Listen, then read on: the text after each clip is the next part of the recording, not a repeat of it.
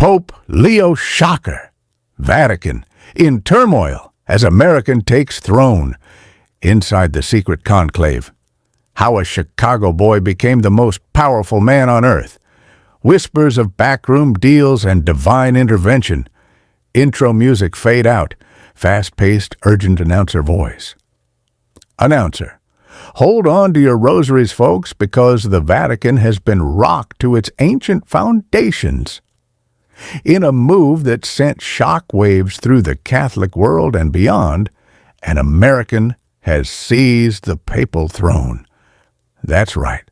The smoke has cleared, and out of the secretive, centuries-old conclave emerges Pope Leo XIV.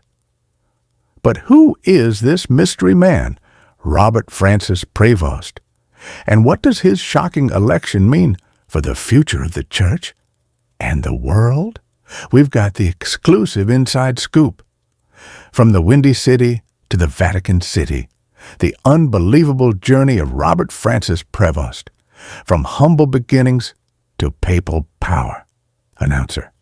Forget deep dish pizza. This Chicago native is now serving up holy decrees. Born Robert Francis Prevost, the man now known as Pope Leo XIV, wasn't your typical Vatican insider. Sources whisper he's a down-to-earth, White Sox-loving American with a past that's got everyone talking. We've dug deep, and what we've found is pure gold. From the gritty south side of Chicago to the hallowed halls of St. Peter's Basilica, his path was anything but ordinary. Was it divine providence or a cleverly orchestrated rise to power? Sound of a cash register cha-ching followed by a mysterious organ chord. Announcer. Raised on the tough streets of Chicago's South Side, young Bobby Prevost was a far cry from the gilded corridors of Vatican power. Neighbors are now crawling out of the woodwork, claiming they knew he was destined for greatness. One kindergarten classmate even reportedly said, "Little Bobby always wanted to be in charge of the big building with the pointy roof." Prophetic? Or just playground chatter? But his journey wasn't just a neighborhood legend. He attended St. Mary's Catholic School, then Everest Academy in Lemont, where teachers remember a quiet but intensely focused young man. He later jetted off to Villanova University, a breeding ground for, well, future popes apparently. But it wasn't a straight shot to the top, oh no. The Peruvian connection, a double life revealed, missionary zeal or strategic exile? Announcer. But wait, there's more. Our new pope isn't just an all-American boy. It turns out Leo XIV has a secret second life as a citizen of Peru. That's right. He spent decades ministering in South America, far from the prying eyes of the Washington elite and the Vatican's political snake pit. He joined the Augustinian order, a path that took him deep into the heart of Peru, serving in impoverished communities, learning the language, and, some say, learning the art of survival in a church often rocked by internal conflict. What was he really doing down there? Was he just a humble servant of God, building schools and tending to the sick? Or was this a strategic move, a way to build a power base away from Rome, biding his time for the perfect moment to strike? The Vatican is staying tight-lipped, but the National Enquirer is on the case, and whispers of his influence growing quietly but surely among the Latin American cardinals are getting louder. The conclave shakeup behind the locked doors of the Sistine Chapel. How did an outsider win? Announcer. Now, let's talk about the election itself. The conclave, 133 red-robed cardinals locked away in the Sistine Chapel, a scene of intense prayer, political maneuvering, and, dare we say, backroom deals. How did Robert Francis Prevost, an American, an outsider in many ways, emerge victorious on only the second day. Sources deep within the Vatican walls, speaking on condition of utmost anonymity, hint at a fractured college of cardinals, tired of the old guard and desperate for a new direction. Was Prevost the compromise candidate, or did his years in Peru, connecting with cardinals from the global south, give him a secret edge? We hear whispers of powerful alliances forged in the dead of night, of promises made and broken, all under the watchful eyes of Michelangelo's Last Judgment. Some even say a powerful European faction, hoping to block a more traditionalist Italian candidate, threw their weight behind the American dark horse at the last minute. The official story is one of unity and divine guidance. The real story? It's a National Enquirer exclusive waiting to be fully blown open. Career path of a pontiff from altar boy to the apostolic palace. Key milestones and murmurs. Announcer. Let's trace the meteoric rise of Robert Prevost. After his formative years in university, his commitment to the Augustinians saw him ordained a priest. His work in Peru wasn't just about pastoral care. He rose through the ranks, becoming a prior, then a provincial superior, overseeing vast territories and complex operations. This wasn't just a spiritual journey. It was a masterclass in ecclesiastical administration and, some say, power politics. He was then plucked from Peru to head the Augustinian order worldwide, a position based in Rome itself.